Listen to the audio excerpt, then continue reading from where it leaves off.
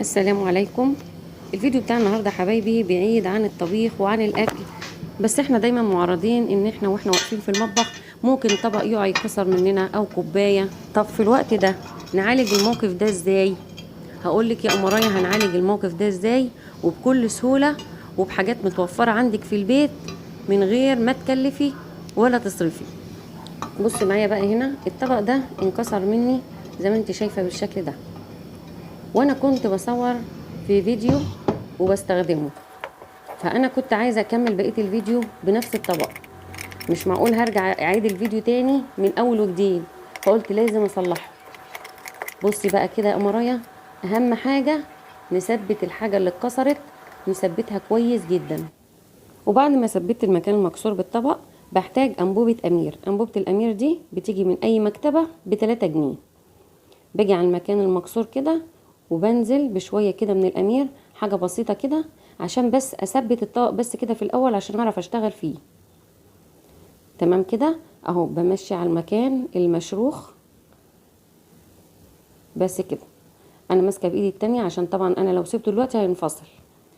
ايه بقى الحاجه التانية اللي انا استخدمتها دي كربوناتو.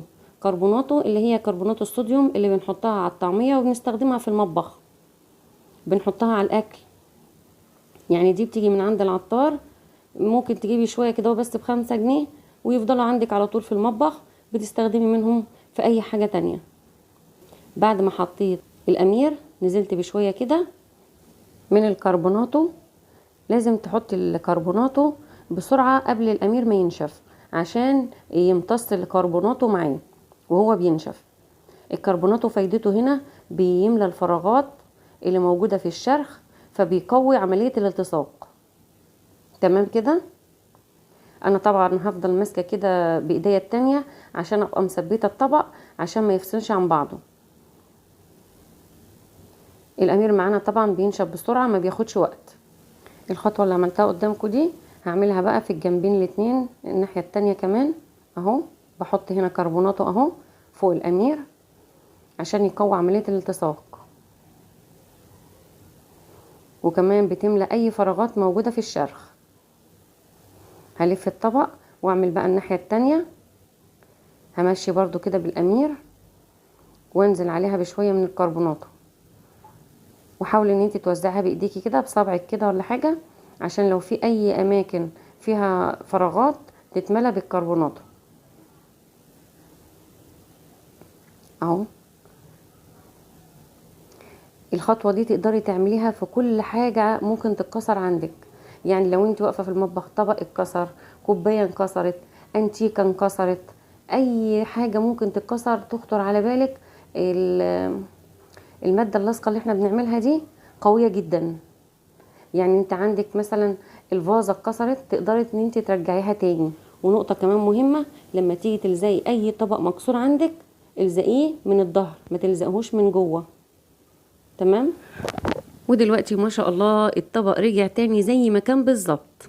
شايفه انا بلف فيه كده، الطبق كبير وتقيل. شايفه الشرخ هنا باين معاكي ازاي من جوه اهو، شايفه. ويا ريت يا حبايبي لو استفدتوا من الفيديو ما تنسوش تدعمونا باللايك. هنا كمان طبق شفاف فباين فيه، وفي نفس الوقت بيبان اكتر للي عارف ان هو اساسا كان مكسور، لكن هو دلوقتي يكفي انه رجع تاني بدل ما نخسره خالص. وطبعا كل حاجة دلوقتي بقت غالية وصعب ان اللي يروح يرجع تاني. انا كنت بصور فيديو وبستخدمه، وبعدين لما انكسر فكان لازم اكمل الفيديو بنفس الطبق، فقلت لازم اشوف له حل. فلما عرفت الفكرة دي قلت هصورها معاكم. لو نجحت هنزل الفيديو، ما نجحتش همسح الفيديو كأن شيء لم يكن. ودلوقتي اقدر اقول شكرا لصاحب هذه الفكرة، بالاضافة لان احنا هنقول وداعا لكسر الازاز والخزف والصيني وكل الاشياء اللي ممكن بنخسرها واحنا قاعدين في البيت. وما شاء الله الفكرة نجحت معانا من اول مرة.